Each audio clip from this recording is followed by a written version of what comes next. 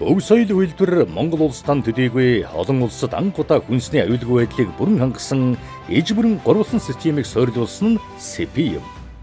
Өв соёл үйлдвэр болон Милхаус ангилсан гурил тижээлийн үйлдвэр нь хүнсний аюулгүй байдлыг бүрэн хангахын тулд Итали улсын 1985 оноос хойш үйл ажиллагаа явуулж байгаа олон улсад танигдсан технологийн СЭПИ компанитай хамтран Монгол улсад анх удаа түүхэн эдийн хадгалалт, тээвэрлэлт үйлдвэрлэлийг бүрэн автоматар хаалтаа гормоор удирддаг цогц системийг нэвтрүүлсэн. Үйлдвэрлэлийн процессыг товчхон танилцуулахад Милхаус гурилын үйлдвэрийн 120 тонны багтаамжтай ангилан нөөцлөгч 16 ширхэг вакуум силосоос, өв соёл үйлдвэрийн Бэник давхрын 110 тонны багтаамжтай гурил хадгалах даавн силос руу 50 метрийн ган хоолоогоор гурилаан татаж авна.